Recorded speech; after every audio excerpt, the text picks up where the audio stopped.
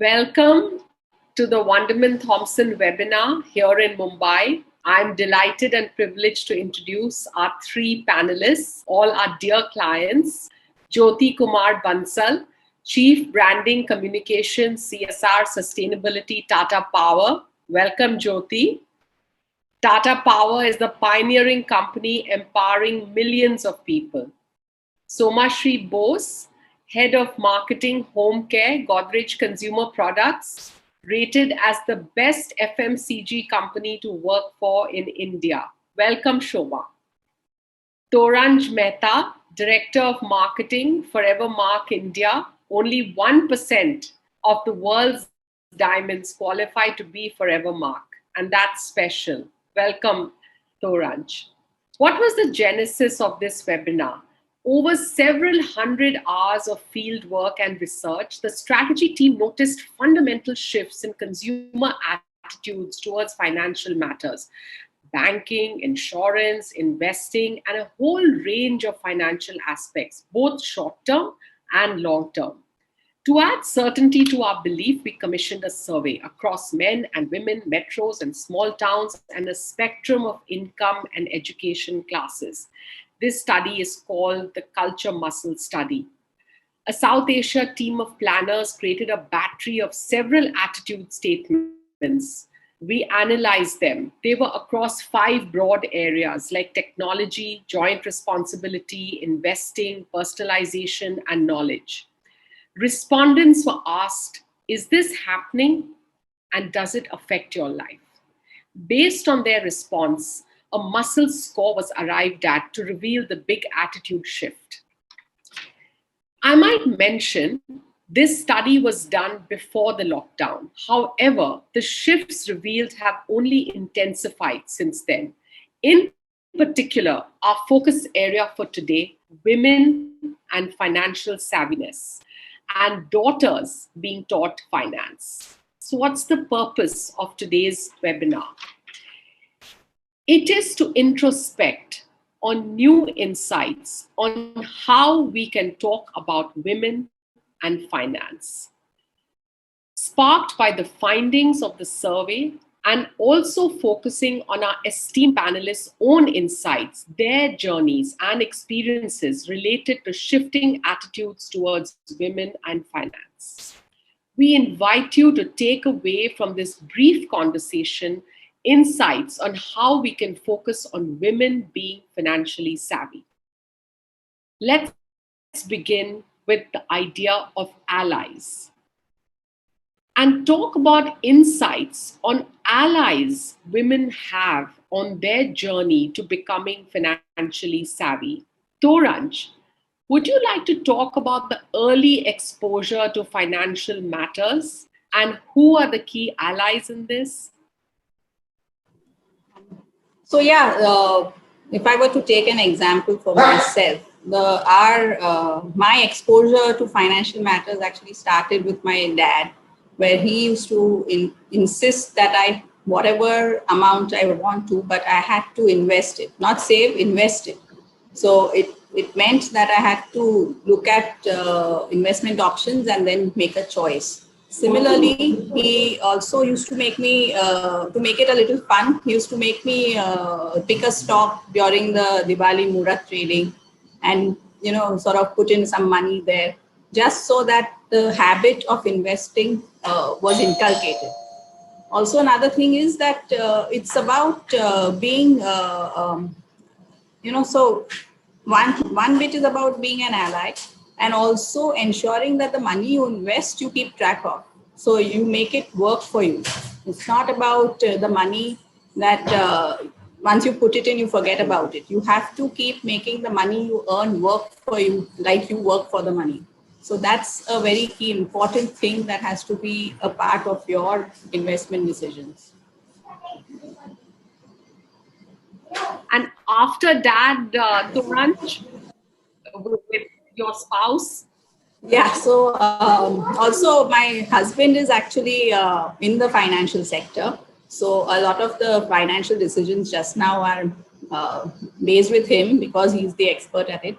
but he has insisted that every quarter I do a review of his investments so that it is clear that I understand what he's doing and we both have a equal say in the matter and an equal understanding of what the investments are doing for us. So it's very important for that. I found that very interesting that Toranj and her husband do a formal quarterly review when it comes to financial matters. Shoma, your views on partners and spouses being women's ally in financial savviness, and you have some wonderful anecdotes to share. Yeah. In my case, I mean, it's nothing that I'm really proud of saying, but then very honestly, as I started working, it was my grandfather who asked me specifically that, hey, for tax savings, you have to put in money over here. I didn't even check at that point of time whether that was the best avenue to, put in money over there. I just went by what the agent suggested and put it in. Even today, I mean, it's my partner, my husband, who actually, sort of coordinates with the financial planner and does it. I mean, even today, I mean, though I have myself seen how women fall into certain situations, unforeseen situations. Like I have friends who have unfortunately lost their spouse or, had a estranged relationship, and how they were suddenly forced to, suddenly understand what happened to those, their finances, etc. later in their lives. Despite that, I don't think I'm proud to say that, even today, I'm still dependent on my partner to decide finally what is to be done with the hard-earned money that even I sort of came in with. And from whatever I have heard from my girlfriends, I would say, because I am from a all-girls school. Yeah. So, my best memories are, and my best friends are these ladies. Whenever I discuss with them, the funny part is I'm not the only one. Yeah. So it's got nothing to do with education level. It's got nothing to do with, it's just that, I have a feeling that it's because you are always protected. Indian society, the girl is always protected. You think twice before sending the girl out. There is always this that, hey, the boy can do this, but then, the girl should be, kept away from it as much as possible. Despite the fact that, I have had my sales stint in a hardcore upcountry market. Despite all of that, it is possibly that Indian societal background that kind of tells you that, hey, I can depend on people to take care of it. And somewhere I think that is playing on my mind, and nothing to be proud of, trust me. That's truth. So this is a timely topic to discuss, actually, in a way. Possibly, yes. Jyoti, do you feel men and technology are women's best allies currently in being financially savvy? So I think my experience would be somewhere between Soma's and Toranj's. Husbands, brothers, fathers have, I think, always been women's allies in trying to manage their money, with most women, including me, initially leaving it to my dad to manage it. But I think as I went along, I sort of started to have a little more confidence to, really manage my own money. But even then, I think a lot of the discussions and decisions that we end up taking are in consultation with some male ally, whether it is my relationship manager at the bank, whether it is my wealth manager or wealth consultant.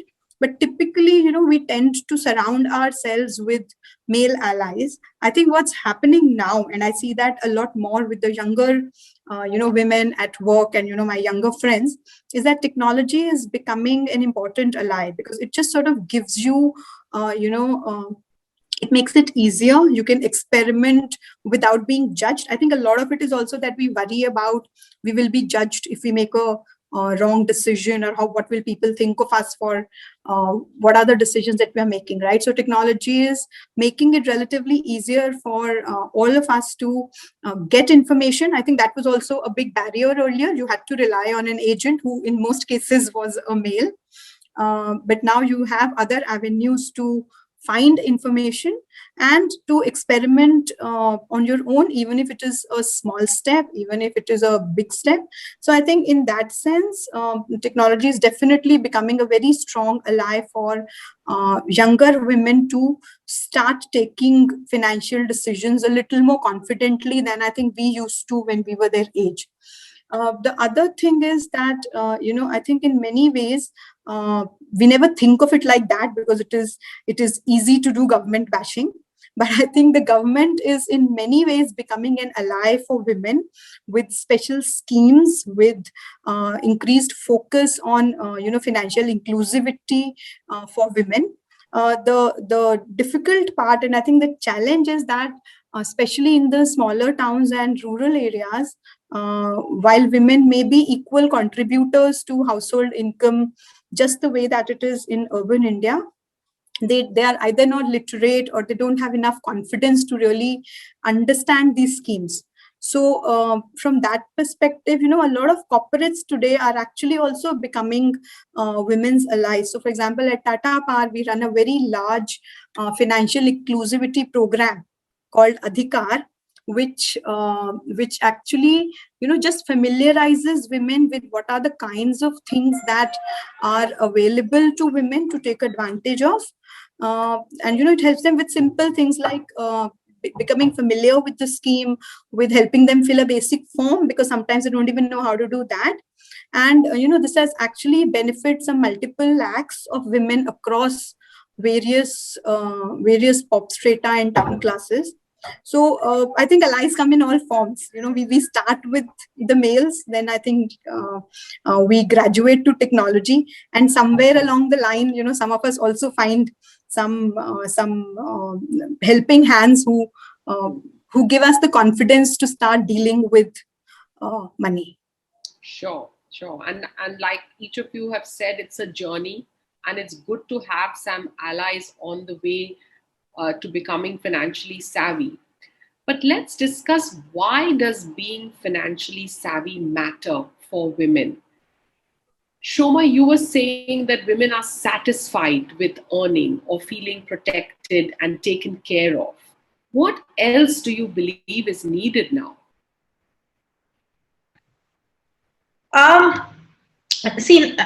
Somewhere I also, alluded to the fact that, you never know when life gives you a rude shock or a pleasant shock, right? When I say rude shock, I have seen unfortunate situations where some of my friends, they actually went through a very nasty case of separation, wherein at that point of time, because she was not very clear about, what are the investments that were made and how could she, prove that she actually was part of, making it, etc. And first of all, she was not even clear what was the total extent of the investments, or even when purchasing homes, both being in joint homes, she didn't even know her rights, So, of course, finally she found allies in all legal custodians, etc. But that was a painful phase. If she was clearer, it would have helped. Apart from that, a very recent instance that happened for me was, generally one of these days, it was in December, that I was telling you, Shazia, the other day. In December, what happened was, I just asked my husband, how much are we paying in rent? And he gave me a huge sum of money that was going into that. And then I asked him, how much is the EMI we are paying for the house that we have bought? And suddenly put together that money, we realized that we could actually own a decent property and make it ours, rather than, it's almost like having expenditure every month without finally owning an asset. And that day, we just that one discussion, and my husband suddenly looked at me. January, we actually made a complete change in our investment strategy, and we actually bought a property just for that end. Right. The thing is that it was just that one time when I took some interest in what's happening with my money. What we need to see is that, like in office also, we come and we share our point of views, and it just makes it so much richer when you discuss and put two brains together. I think that's how it should work over here as well. It's not just about talking about exigencies, what will happen if the other partner is not there. It's but also putting two brains together, working together, and maybe you can get the best out of it. And that's what sometimes, a lot of times, we avoid having a dinner table discussion. And I think it's really worth having. And my personal experience just recently actually says that yes, it's so much better to have that. So just the power of just having a conversation about it can bring so many solutions. Absolutely. And so fast at that. So fast, yes, yes. Toranj, you were saying women can't be emotional about money. Why is being meticulous about finances important even for well-off urban women? So as I was mentioning, and like Suma also mentioned that, when you go through a messy divorce or, you become a widow, it's very important for you to know your financial grounding, because otherwise you are at a complete loss. Emotionally, anyway, you are disturbed, and financially, it's a double whammy. So that's why I think it's very important that when you earn money and when you have money to invest, you look at it like you're doing exercise or you're following a diet, and you ensure that you make the effort to track it. You make the effort to put it into something that makes you achieve the goals that you want to achieve. Similarly, it's actually very relevant to what Soma said, that once they realized they wanted to buy a house, they knew how to adjust the amounts easily. Similarly, you have to make the money, make the effort, take the responsibility, and ensure that even if you're earning and saving, you're making that money move and making that money grow. For example, a close friend of mine, she went through a very messy divorce and she had been married for about 27 years. So it wasn't as though it was a new marriage or something. And she had always been a working woman. But to her credit, when she was going through the divorce, she had made a note, and this was long before you had computers and online statements of bank transfers, etc. She had made a note of every penny that she had given her husband to invest. So when she had to move out, and she wasn't getting any alimony, when she had to move out, she knew exactly how much she was getting back because of her meticulousness. And that is how she has been able to go through this divorce and still be at a very good financial footing. So I think it's really important in terms of meticulousness, or in terms of being on the ball where your money is concerned. Although it's very tempting to just let it be. Though it's tempting, even when you can afford to just let it be, it's good to just be meticulous about it. And Jyoti, you were discussing a very valid point. Why it is important both for working and non-working women to be financially savvy, and would love to hear your views on that. So I think, being financially savvy has less to do with whether you are bringing money into the household or not. It has got more to do with how you are really running your life and how confident you feel about yourself. Naturally, women have always been, I think, in many ways financially savvy, because whether they were earning or not, they have been running the household. And, typically in our country, at least, it's always been that you give a woman an X amount of money, whatever the husband is earning, and she will make sure that the house runs in that. We've all grown up with our mothers and our grandmothers doing that, right? I think what has happened with women working outside the home, is that somewhere we have, mixed up priorities also sometimes. And while we are all very savvy at managing our lives and, big sums of money at work, we just sort of tend to let our personal finances either lie the way it is, be a little less meticulous, or a little, maybe sometimes even lazy about it. We've sort of put ourselves into that situation, right? I think what also happens is that because of the societal context that we live in, which is what Suma was talking about earlier, women tend to sort of feel naturally a little less confident about making large financial decisions outside the home and outside the work. In the workplace, you're confident, but involving your personal space outside the home, you feel a little less confident. And that, I think, is a big reason and a big trigger for most women to then, somewhere, sometimes a rude awakening, and sometimes, some sort of trigger happens which sort of tells you that you need to get better at it. So from my own experience, I think the first time that I actually bought a car for myself from my own money, and I was at the ripe old age of 40, not like a 25, 30. So I think 15, 16 years that I'd been working, I finally said, okay, I have the confidence to do a big ticket buy for myself. And the kind of feeling that it gives you, I think it just sort of opens your mind and, your many doors for you to start feeling more confident. Another one was, when I really took a house lease in my own name. It just sort of liberates you. It just gives you a feeling of freedom, of having your own space. And it wasn't after a separation. It was just that we decided my husband's, company wasn't really, it wasn't working out from a financial perspective to have the lease in his name. It made more financial sense to do it in my name.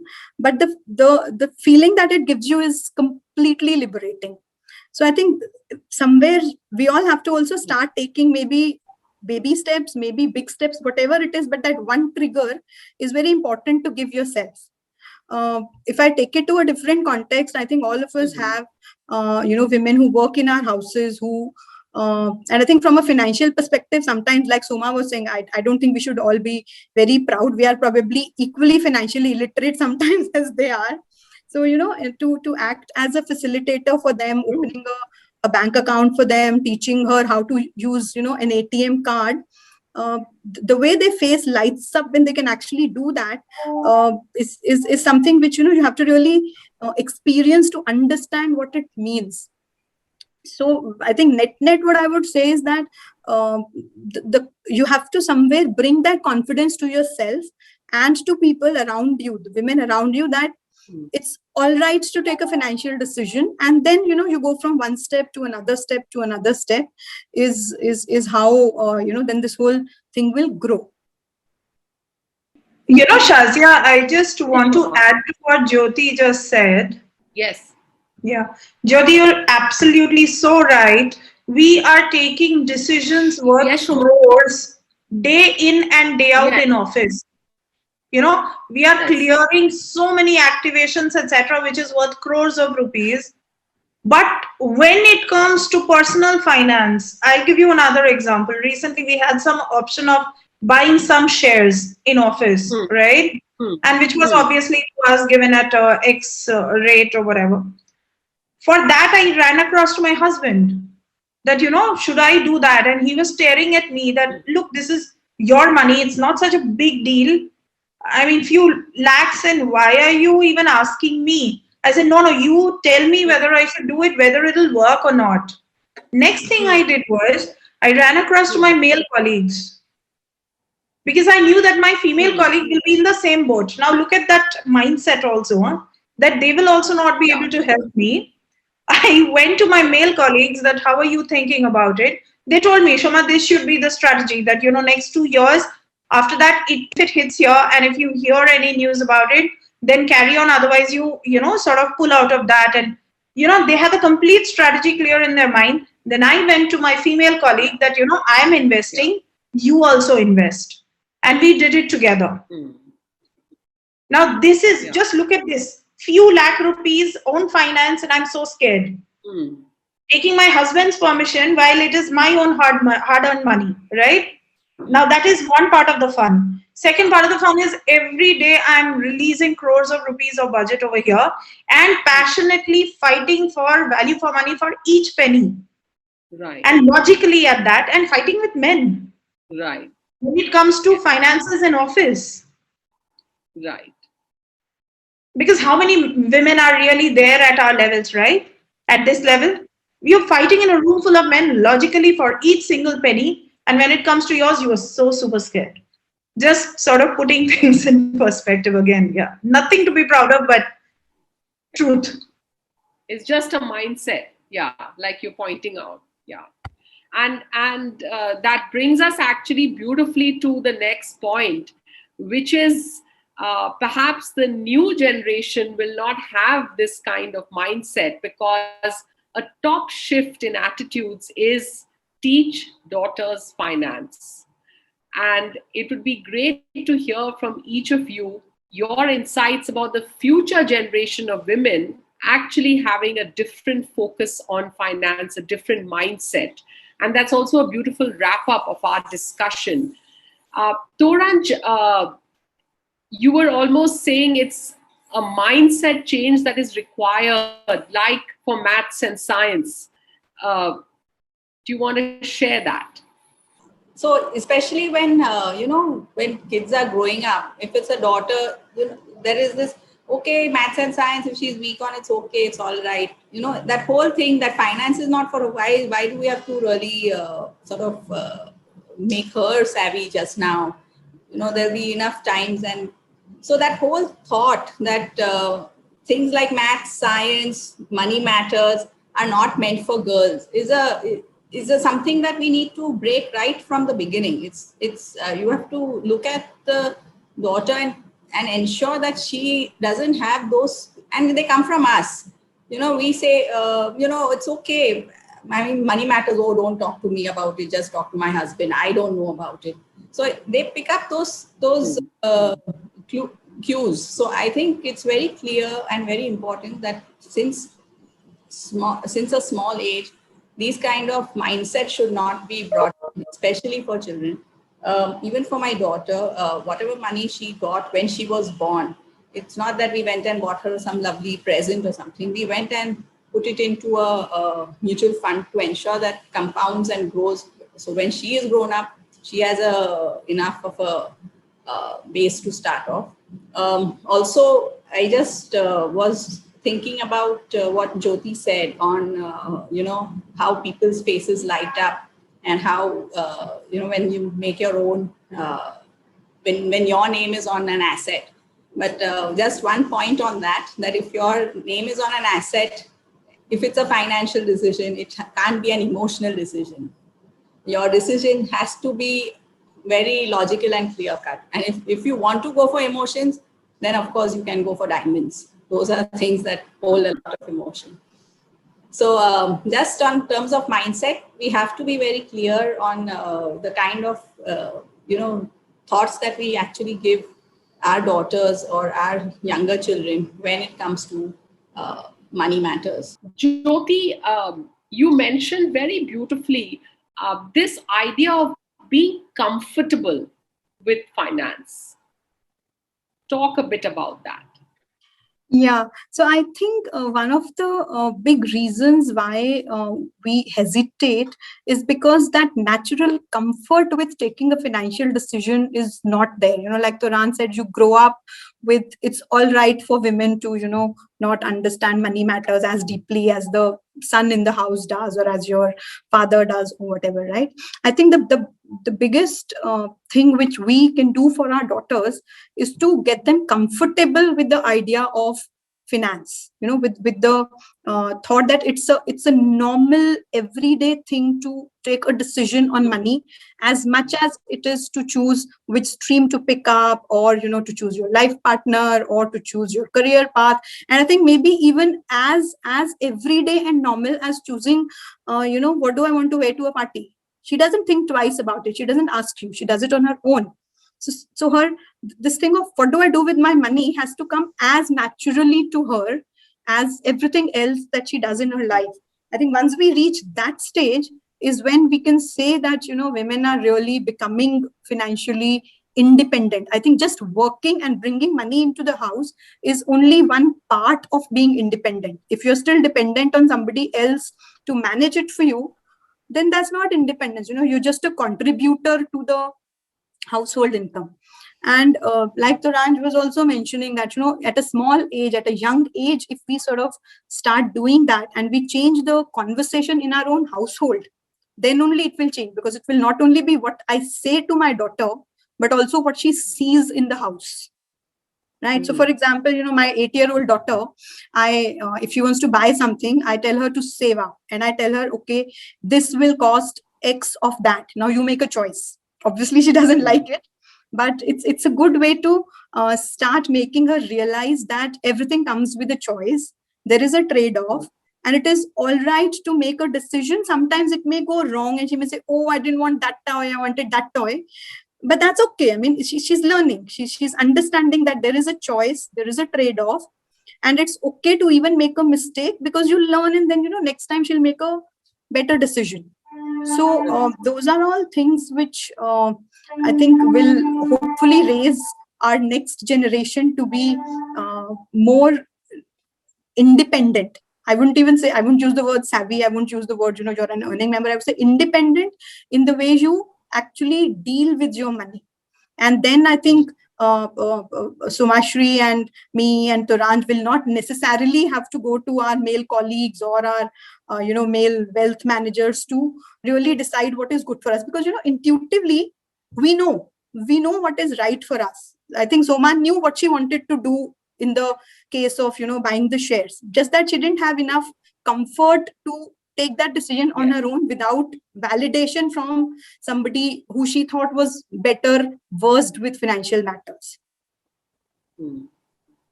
Very true, very true.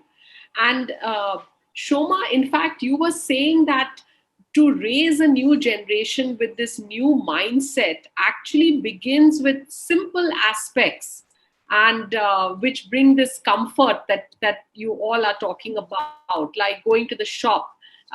Share with us your views on that, the simple aspects. Yeah, I'll tell you. One is that, obvious thing, give her the money and ask her to get, from a very young age. We had this cooperative society which is right inside. So it's completely safe to, even cross the road and go, ensuring safety, of course. She has been asked to, sort of go to the cooperative, get the change, count the money, etc. The other piece that we had always done was during her birthdays or some such events when, let's say, she has got some good result or so, we would give her a gift. How we have done it is, we have given her a budget that, let's say you have a 500 rupee or let's say 200 rupee budget. You yourself choose, and on Amazon, okay, one of these apps, Amazon or Flipkart, you put in within this budget, you select what are the things you want and ensure that it doesn't go beyond the budget. So what I have seen her doing is, Mama, it's going 1 rupee over the budget, and I'm not joking, and neither am I making up story. She was very worried that, Mama, it's going 2 rupee over the budget. So I'll just look at something else. And my husband was like, no, he was almost giving a solution. I was like, let her do it, let her sit within that budget. Later on, maybe as a surprise, we'll get her that as well. But for now, let her look into that. So some of these small things we have been doing, but I think the bigger thing is, we as girls are also used to having our parents, etc., make a lot of decisions for us. And it's not just true for girl child, it's also a lot of times true for the male child. So one thing we have started doing is, finally they have to be the master of their own destinations. Not just money matters, but even on things like which subject will you take in 9th and 10th? Is it a take? We are just going by her choice. Finally, she has to enjoy and she has to know how to take, just bring in that confidence in her making that choice. See, we have your back, but bringing that confidence, so not just in financial matters, but in across also, so that, the whole feel that, I'll make a mistake, but I'll still be able to come back and stand up on my own. These are my choices to make. I think it's not just about finance, it's about everything, how you bring up a girl child. I think that is very, very important. And to doing the basics, like, give them a budget, give them that, and tell them how to maximize, or ask them to maximize within this. So that's how they kind of learn it's almost like, sort of investing in something that you want at this age. So that's how I'm trying to do that to my daughter. Let's see where it takes. And what is beautiful is all of you have pointed out that it is a mindset, and it needs to start getting tackled at a young age through simple things. Also the non-verbal cues and all of that will eventually raise a new generation. We'll just take a few questions that have come in from the audience. The first is, women can be women's biggest allies. Have you been an ally to another woman in her financial education journey? This could be friends, family, or colleagues. Turant, would you like to answer this? Sure. So, in terms of yes, women can be women's allies. In fact, I have, and thanks to my husband who keeps researching a lot of the financial bit, I have insisted that my team, and especially all the younger women in my team, ensure that they have opened some kind of investment or the other in whatever amount that they want, but ensure that they start saving the moment they start earning, because it makes a huge impact when you look at it 10 years down the line. Also, I have, in fact, even my mom, she herself has been a great ally for me after my dad passed away, and she discusses her investment thoughts or questions with me, and I discuss them back with her. So in that sense, you can if you have the mindset that you can understand finance and you can do it, there are many people that you can actually help. So especially even if you look at the maids, as Jyoti mentioned, even if you look at maids and helping them out to understand their finances. So these are small steps that I have taken. Sure. Building on that, and Jyoti, would you like to answer this? Your recommendations on how women can help women in becoming financially savvy. So I think if each one of us who is fortunate enough to have the confidence and the comfort to make our own decisions, helps even one or two people one or two women in our circle to just sort of give them the comfort that it's all right to take that decision. That confidence has to be sometimes you need that little nudge and push to make that one step. So for example, my own sister-in-law, my brother's a businessman, my sister-in-law wanted to start her own business, but she wouldn't want to set up the account in her name. She was like, oh, I'll leave it to him to manage whatever. So so what I told her was that you can't do that, because you have to sort of have it in your own name. You have to make sure that you understand what it is all about. And I then co-opted in her teenage daughter, who was obviously more open to the suggestion. And I started telling her to get involved. So she very quickly caught it on. And I think that also gave her mother the confidence that if a young girl can catch on what are the things that are needed to be done, that there's a GST, there's a TIN, there's this, and there are a lot of things which come with wanting to run your own business, even if it's a small one. So if we, I think, all start building small circles of support around ourselves, going out from us to maybe 2 or 3 or 4 women also, and then they in turn sort of do it with another 4, I think we'll end up creating a very large ripple, which should then bring us to the stage which all of us are discussing that we want women to be in. True. Yeah. And Shoma, would you like to take this question? As leaders, what are your actionable tips to working women to become smarter investors? Shoma, your thoughts. Very honestly, my first thing would be to tell them not to make the mistakes that I have made. I mean, even now, I would say that I'm still at a very, very learning stage, and to start taking control of the finances right from the beginning and be very clear about the choices, because it's not always that the men get it all right. Finally, I mean, just to bring in the consciousness that any decision made on your own hard-earned money has to be having your point of view in over there. I think that basic pride, and not just the satisfaction in having earned, and hence getting more out of it, is something that we need to build in women, and especially I think starting right from the first day that they join any organization is important. And very honestly, I think from this forum itself, one idea that strikes me is that especially for all the new joinees to the company who are fresh out of the B school or so, and especially for the women, maybe HR could actually have a counseling session where we know this truth that women do not bother about and depend on partners, their husband, their parents, etc. Maybe have a counseling session over here that, all of that is great, but finally it's you who will be bearing fruit, the one who will possibly be the one who should enjoy the fruits of it, and hence please be involved in it. I think a counseling session right at the beginning will be most useful. So my takeaway, I would say, rather than something that I have to give back to this session, I take it away, Shazia. So thank you. I mean, this is something I definitely would recommend to my HR. Thank you, Shoma. And that's such a wonderful idea. And thanks to each one of you for joining this discussion and sharing your valuable ideas and views and such real experiences. We hope you found it useful as something to think about in the future. As always, the full report can be downloaded from our website. Stay well, stay safe, and stay comfortable with the idea of women and finances. Thank you again. Thank you so much, Shazia.